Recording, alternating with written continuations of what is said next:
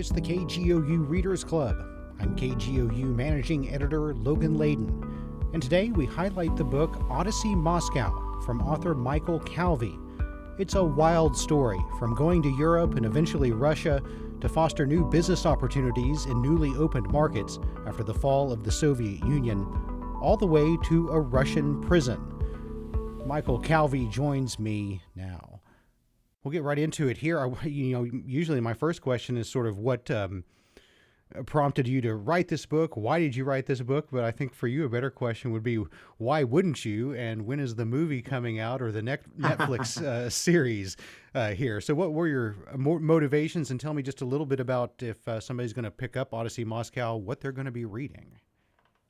Well, Odyssey Moscow is a story of how a kid from Oklahoma ended up unexpectedly, after a short stint on Wall Street, moving to Russia just a month after the Cold War ended.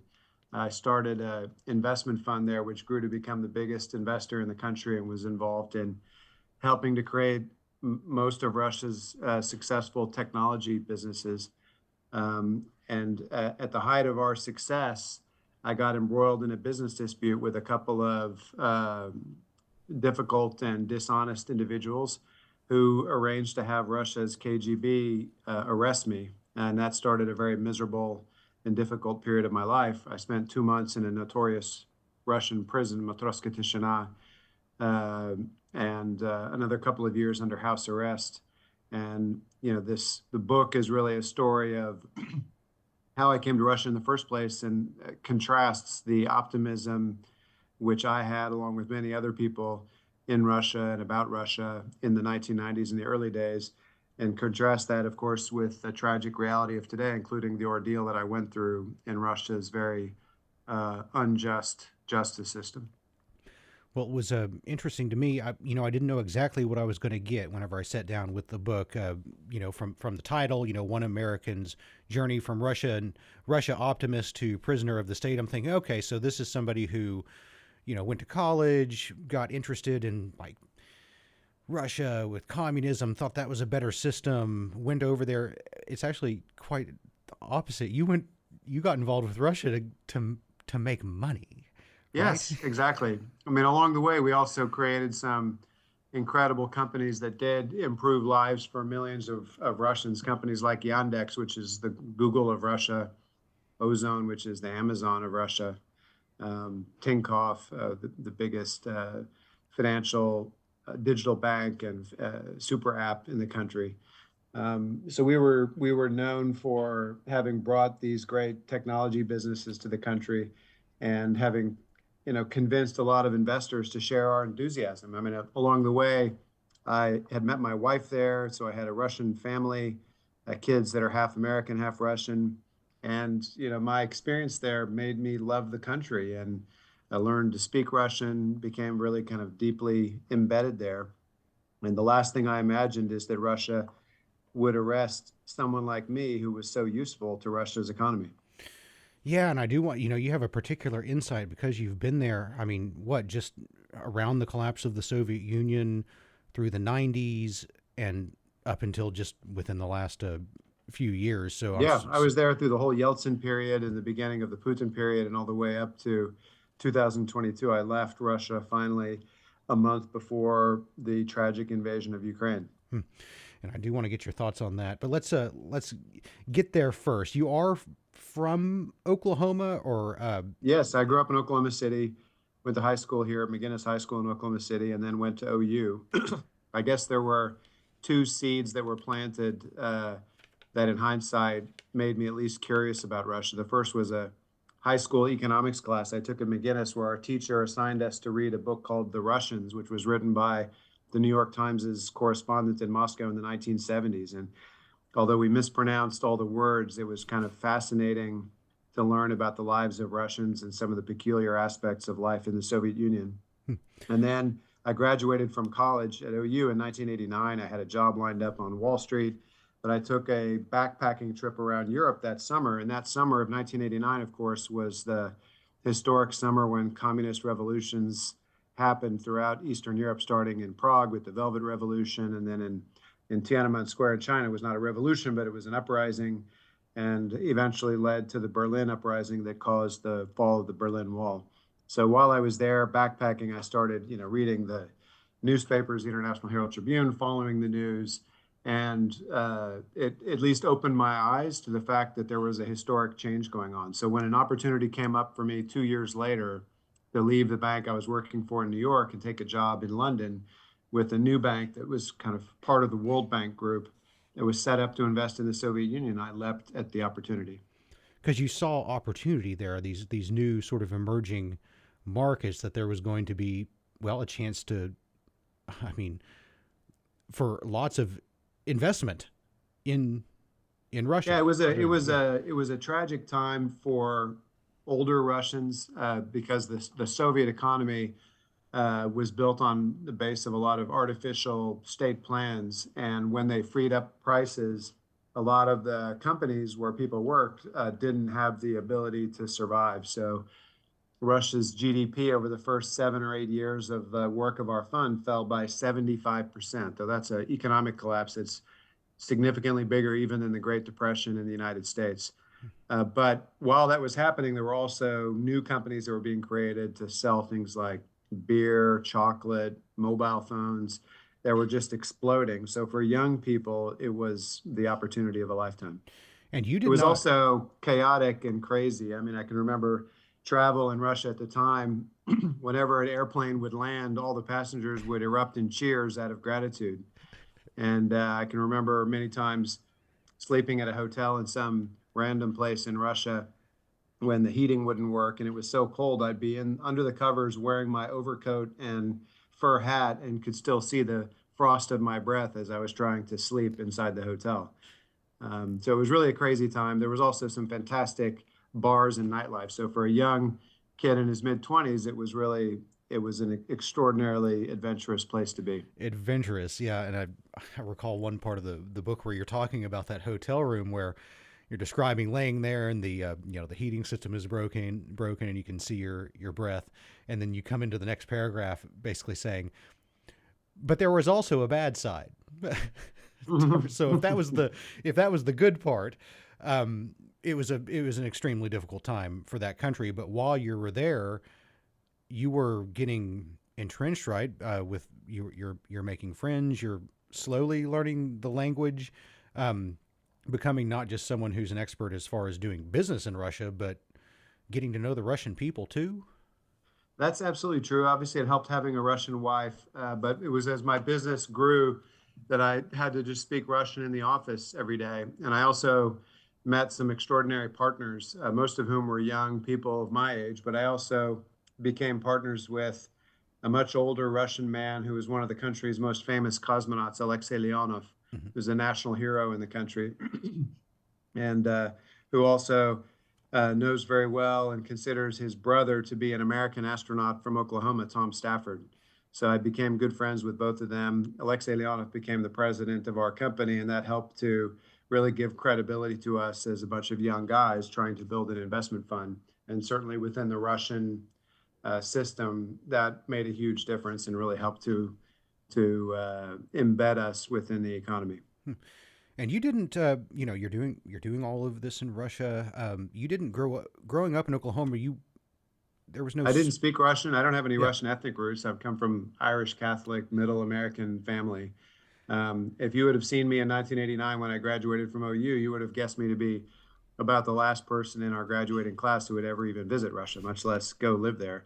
But it was, I was fascinated with it at first sight. It was people on the exterior seemed to be quite harsh, but very quickly I was able to break through that and see, that on the inside, Russians are among the most generous, genuine, hospitable friends you can have, also the most loyal of friends.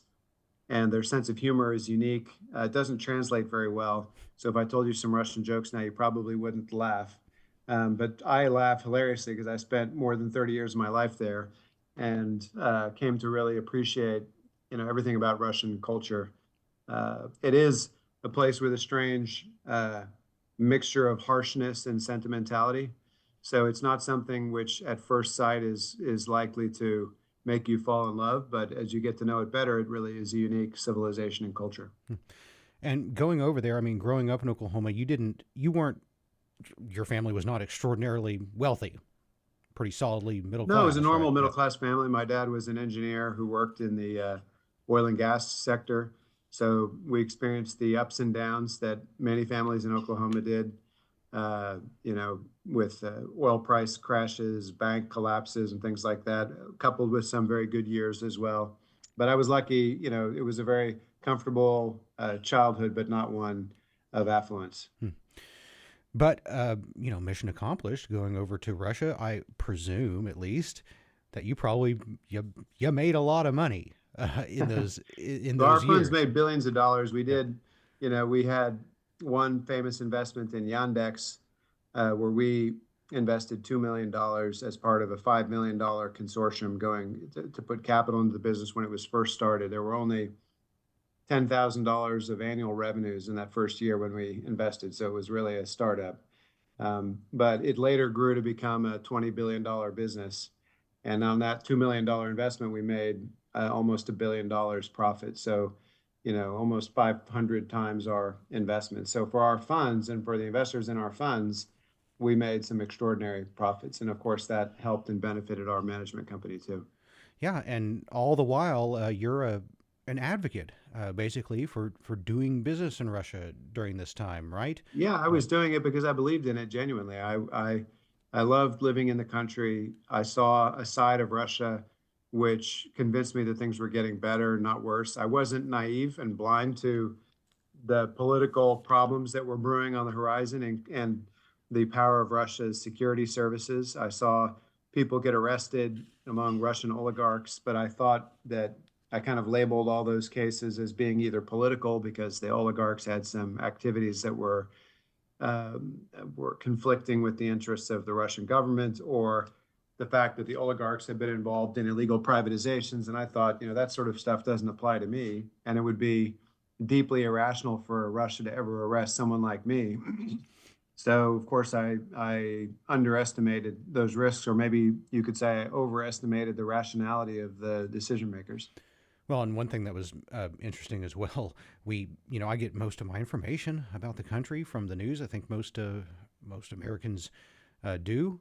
Um, and so we see from the outside these oligarchs, and it looks like if you're big fancy businessman in Russia, you can basically do whatever you want. One of the things that surprised me in the book was the attitude toward business people in Russia is actually not positive. They're pretty much all assumed to be doing something Yeah, criminal. well, during Yeah. the Yeltsin era, a group of extremely wealthy businessmen emerged, many of whom acquired their fortunes through crooked privatizations, and they became enormously also politically influential. I think Yeltsin himself was often drunk and not really having a firm grasp of the wheels of power. And in that void, oligarchs really stepped in and assumed very influential positions. When Putin became elected, he's obviously, much younger, much sharper, and he also came from a KGB background. And a couple of events happened. I do think that when Putin first became president, he really believed Russia was set on a European path, but his instincts are paranoid, and he trusts the security services above all else. And he sort of turned the tables on the oligarchs. And from a few years into his presidency, the oligarchs became the ruling clan, or the ruling caste not the oligarchs, the security services became the ruling caste in the country, and the oligarchs were subservient to that. So, in the Yeltsin time, the oligarchs ruled everything, but by the time of, certainly the 2010s, it was clear that the security services were the dominant caste in the country. Yeah. So over the course of these many years, you get to know the Russian people. You get involved in business in Russia, and eventually you're going to get involved in the criminal justice system in Russia. Folks will have to read the book to get all the details of what led up to it. But if you could tell us just somewhat briefly, it all basically went wrong. Yeah, so Yeah. I mean, the investments we were making were in private companies started by young entrepreneurs who look just like entrepreneurs in the US, wearing t-shirts and sneakers and iPhones and getting their information around the world, the types of businesses that you see in many other parts of the world. And it wasn't the sort of stuff which involved the government. So we didn't have to interact with the security services or government agencies for regulations just because of the kind of investments and businesses we were investing in. But there was one investment in a bank which got overextended. And for various reasons, we decided to pursue a merger of that bank with another bank. It was one of 30 investments that our fund had, so it was not a huge part of our business. And that merger was a fateful mistake because the owners of that other bank uh, did a bunch of transactions just beforehand to strip cash out of the bank. We discovered it. The Russian central bank also discovered it at the same time. We ended up in a dispute with those individuals that we couldn't resolve, so we started to sue them in London. And when they realized that they were going to lose, they became desperate and they orchestrated a FSB or KGB arrest of me. So the question would be, how is it possible that the FSB would arrest someone who was the biggest foreign investor in the country based on a fake case? I mean, I think it was probably a sign of how bad the political relations by 2019 had become between the US and Russia. Russia was under sanctions from the United States. And I think, especially within Russia's security services, there became a very antagonistic view about the United States. So, whereas in the past, being from America would have given you a bit of protection, by 2019, it was a major source of risk. But also, it was still shocking that the FSB would do this without at least checking the facts. And after I was arrested, there was just an explosion of supporting articles about me in the Russian media, even the Russian media, which is controlled indirectly by the president's administration, were writing very positive and supportive articles about me and condemning my opponents. But the FSB is like a car with six gears going forward and none in reverse. Once they get involved in a case, they'll never admit a mistake. I do think, and I understand that the president realized quickly that they made a mistake, and that's probably why I only spent 2 months in a Russian prison. But the FSB, it still took 3 more years to finally unwind the case. But I can tell you, on that morning of February 14th, 2019, the last thing I expected was to be arrested. I was asleep in my apartment in Moscow, and I hear a pounding on a door. I thought it was my neighbors. And as the pounding continued, I started to realize that it was my door. And I got up and I walked towards the door, just wearing some shorts. And I hear several fists pounding on the door. And I realize there's a group of men standing there to get me. And well, I'm in shock. Before I can decide what to do, the door bursts open and 12 men come running through, many of whom have guns drawn, shouting at me to put my hands in the air. And that began the ordeal that I had. Yeah. And it must have been, I mean, you're probably living a fairly comfortable life. I mean, you grew up pretty middle class. Now you're going to Russian Yeah, jail. I was by that time I'm managing a multi-billion-dollar fund and traveling all over the world to meet our investors and leading a very comfortable life between London and Moscow, and uh, and to be suddenly thrust into a Russian prison, it's kind of close to your worst nightmare. I was interrogated repeatedly by FSB and uh, Russian FBI investigators. Um, was held for a couple of days in temporary prisons with some pretty low-level Russian prisoners. And then I was sent to a place called Matroska Tishina, which is a notorious Russian prison controlled directly by Russia's FSB. It's a place where many other high-profile political or economic detainees have been sent. When I heard that I was going there, it was a place that I realized was synonymous with misery and hopelessness. Um, I tell the story in the book of the first few days that I had there when I was under solitary confinement, but being interrogated repeatedly. and then finally what happened when they told me to get my things together and move me to my permanent cell. We'll pick the conversation up there in a moment after a short break for us. The book is Odyssey Moscow, and I'm with the author, Michael Calvey. Back with more of the KGOU Readers Club in just a bit.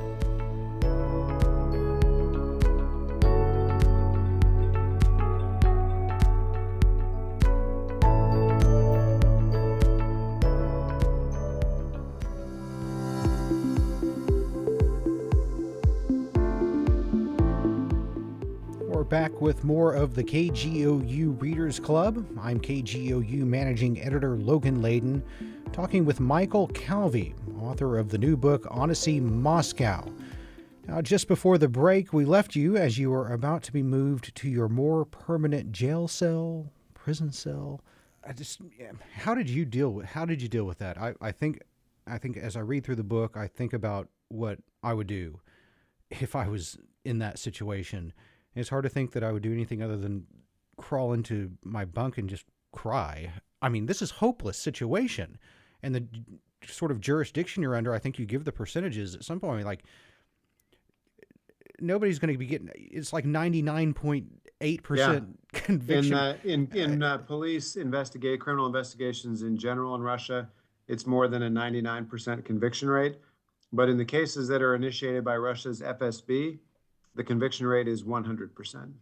There are no examples of someone who gets acquitted by a court in a case where you're being charged by the FSB.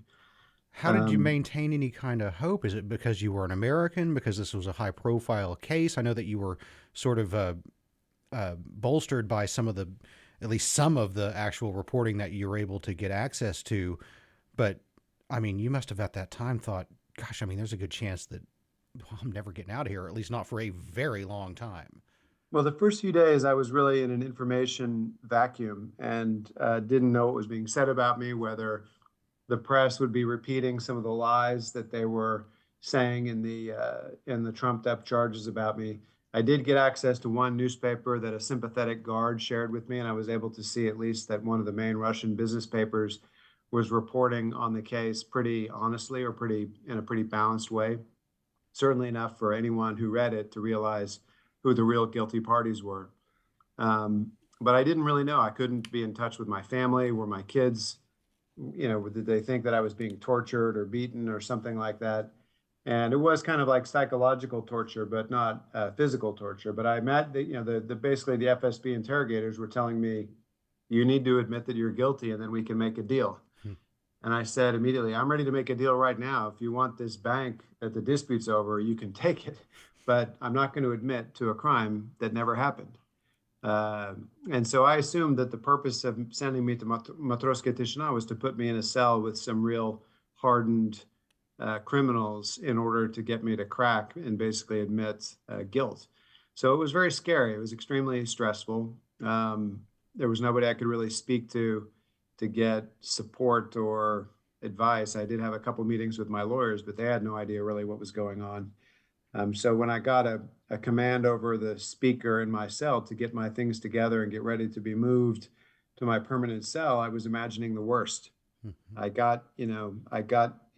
I was still wearing the clothes that I had thrown on 5 days earlier when my apartment was raided first thing in the morning. And by the way, if you know you're going to get arrested, you should wear a tracksuit and a t-shirt and not like a button-up shirt and jeans or something like that. So it was not, being an inexperienced guy in such matters, I just threw on the clothes I had on the floor. But in any event, that's basically all that I had. They come to collect me at about 10:30 at night, just before lights are about to go out, and walk me up the stairs with this incredibly scary siren. My heart's beating with adrenaline. They take me up to cell 604 on the 6th floor and knock on the door 3 times. They open the door and I can see in this tiny cell 7 men standing there. And I thought, oh no. But as soon as they saw me, they smiled and said, Michael. And the guards kind of shoved me into the cell, shut and locked the door. And then I met the men who were my cellmates and to whom I later dedicate the book, who proved to be far from what I expected. They proved to be incredibly decent and brave guys. Yeah, and that's so interesting as you describe it so well in the book. I mean, walking up those stairs, the terrible siren The that you, psycho siren, yeah, yeah. yeah, I call it the psycho siren because the closest noise I can describe to explain what it was like was the sound of the shower scene in Alfred Hitchcock's Psycho, where the famous stabbing scene takes place, and that shrieking sound is basically like what the siren sounds like in Matroska Tishina, except for it's much louder and even creepier. yes. Hard to imagine what was going through your head in those moments, but you get in there and you adapt to life in this prison. You make Yeah, I mean, as soon as I great get there, friends. my Yeah. heart's still beating, adrenaline, and the guys all just start to introduce themselves to me and give me stuff. They can see that I don't have anything. So like, one guy gives me a clean towel, another guy gives me a clean t-shirt and shorts, and someone gave me a baseball cap. And then they invite me to sit around this little picnic table in the tiny cell and pour tea into some plastic teacups. And the guys each introduce themselves by name. I'm Andre, I'm Grisha, I'm Sanich, whatever. And the last guy says, "Don't worry. In this cell, we're all decent people. Everything's going to be okay."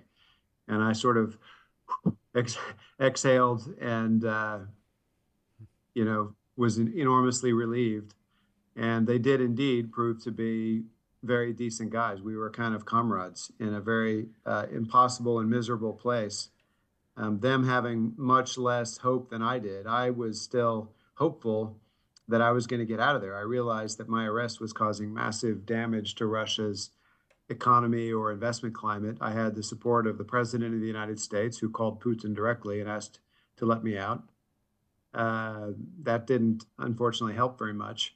But I also had the support of many influential people from Russia's business elites and even some ministers within the Russian government who were speaking to the president on my behalf. I didn't know that yet at the time. I learned it a couple of weeks later.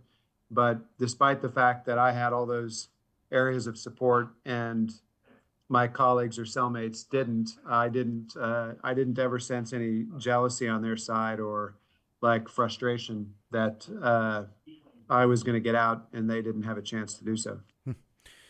Well, and you're there for a couple of months. Eventually, right, you're moved to house arrest, which you think would be this just amazing, yeah, awesome. It wasn't so great either. Well, it was paradise compared to Matroska Tishina, Sure. but I was in my apartment with full audio and video monitoring equipment installed by the KGB, which made it feel like being a fish in a fishbowl, constantly watched. But my family was able to come and visit me and stay there. I was not allowed to use the internet or email or communicate with anyone other than my lawyers and my immediate family. So I was really out of touch with friends and colleagues. I couldn't, Zoom call and other things that people did. It was kind of like COVID, but on steroids, since I wasn't able to leave and walk outside without a prison monitor. But I kept still thinking that surely there's going to be a way to end this case. Now that I got out of prison, that must be a good sign. And it was a good sign, but it still took another almost 3 years before we finally found a face-saving way for the FSB to kind of unwind the case and for me to leave. Right, and it wasn't. Yeah, face saving. It's face saving, right? You maintain throughout the book, and you didn't commit any crimes, No, of actually. course not. And obviously, during the many interrogations, eventually the investigators realized that, and one of them even admitted it to me. Like, I know that what you're saying is true, but you know that the system we're dealing with here, no one here can go to the boss's boss and admit that this whole thing was a sham. During the trial, when the trial finally was scheduled, the prosecutor, in her closing arguments, said during the entire trial, not a single witness testified to a crime being committed, and no evidence was presented of a crime being committed. And that just shows what a well-organized group of criminals we're dealing with here. So the whole courtroom burst out laughing. Basically, she admitted that there was no evidence of a crime, But then she went on to say that because the work our funds was doing in Russia was useful for the economy, she recommended to the judge that we be given just a suspended or probationary sentence. And that's essentially the way they ended the story while saving face, basically saying we were guilty. They couldn't prove it, but we were still guilty, but we should only be given probation. Right. And And when I walked out of the courtroom, I was getting texts from my British and American friends were all offering their condolences about how depressing it must be to be convicted of a crime that never happened. But my Russian friends were texting me saying, "Congratulations, man, you did it." They realized that, getting a suspended sentence in Russia is the absolute best case scenario. and you didn't actually fully, I guess, accept or believe that this situation was over until the wheels were up on the plane, even on the tarmac. um, Yeah, it was an incredibly stressful day. yeah. If you ever watched the film Argo about the repatriation of some of the hostages from Iran, it felt a little bit like that. But basically, yeah, I got to the airport. I was finally given the right by a court to leave, but I didn't trust it or believe it. And I finally board the plane, but then the plane gets sent over to the edge of the airport, and we're waiting for about 2 hours. And I was sure that a car full of gray suited FSB people were going to pull up at any moment and yank me off. When we finally did take off and the wheels left the ground and the fasten seatbelt sign went off, I jumped out of my seat and saw a Russian friend of mine who recognized me. We're both wearing masks because it was the COVID period, but we embraced ourselves in the aisle cheering while all the other passengers looked at us thinking we were absolute madmen or something. Well, I know we're coming up at the to the end of our time, but if you'll indulge me, I just have a couple of other quick ones here. I would like for you to speak just a little bit to your sort of looking back on this. It seems toward the end of the book you talk about having maybe a greater appreciation for the little things in life after your experience. Would you say that that's true? Yeah, it's a cliche, but you have to go through a loss in life or some painful or miserable and humbling period in order to reflect and appreciate all the things you have to be grateful for. So, I thought I was a pretty happy person beforehand, but I was, so busy and so focused on my work that I didn't take the time as often as I should have to be grateful to all the people around me, my family and friends. Being arrested like this is almost like being able to die, but go to your own funeral and see who shows up and who's there supporting your family, who takes care of it, who can you really count on. While I was away, I had a ton of friends who just stepped up and helped my kids and my family out, and that was it. That was incredibly touching. So my main goal in life is to be as good of a friend to them when they need it as they were to me when I needed it most. Very nice. I do want to just ask, I mean, as someone who has this unique insight into Russia, into its culture, its government, its criminal justice system, when you look at the situation now, gosh, what do you think? I mean, you used to be such an optimist about Russia and doing business there. When you look at the current situation and ahead over the next decade, what are your thoughts? I'm still optimistic about Russian people, but I'm very pessimistic about Russia itself. I do have a chapter of the book which I call Lessons Learned, which is a pretty candid reflection on what mistakes former optimists like me had. I should say to start, the main reason I was optimistic is that the people I kind of lived with and worked with most prior to my arrest were young Russians who were full of energy and ambition, who were just like their peers or counterparts working in California or London or other places. And it was impossible to spend time with them without feeling and realizing that they were living much better lives than their parents or grandparents' generation were. If you knew their Soviet grandparents and you saw them together, you'd feel like this was tremendous progress. And what I didn't really appreciate until after my arrest was just how deeply penetrated Russia's security services are in every aspect of Russian society and life, and how predatory that system is by nature, how arbitrary it is, and how damaging that is for Russia's future. Of course, the Ukrainians are the biggest victims of this, or at least the most brutalized victims of this. But by number, there are more victims of this in Russia than anywhere else. The Russians themselves are victims of this system, including many Russians who don't even realize it. The fear that they have of their telephones, the fear that they have of speaking openly, that's now kind of deeply ingrained in their psyche. But I don't blame average Russians for that. I hope that the people who read the book will conclude that the Russian security services and regime can and should be condemned, but that average Russian people, we should have sympathy and admiration for them. It's an incredible culture, an incredible nation of people. I wouldn't have gotten out if not for the courage and bravery of people who stuck their necks out to save me effectively, and to do so in a case against the FSB required tremendous courage. So obviously, the war between Russia and Ukraine is, I believe, it's a catastrophe and a disaster for both countries.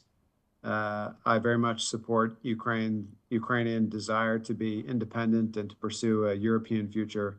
I also think that the U.S. made mistakes historically, including proposing to expand NATO into Ukraine and some former Soviet countries, which, after the Iraq War and Afghanistan War, was destined to be viewed by the Russians as a risk and a provocation. But I also think that Putin was not happy with the idea of Ukraine being independent and having a European future, probably because he viewed that as a threat to his own regime. Both of those facts, I think, are true and contributed to the war and the disaster of the war. But I also think that it's right for the Trump administration to be pushing for urgent negotiations to end the war, because time is not on Ukraine's side. The longer we wait to negotiate that, the worse the terms and conditions are going to be for Ukraine. So there's no way to end the war without a compromise. And if you want to end the war permanently, there has to be a compromise by both sides. From what I understand, Russia is willing to concede that the rest of Ukraine can be in the European Union as long as Russia ends up controlling the land that it currently controls today. And I think that would be a strategic victory for Ukraine. Was not something that would have been possible prior to the war.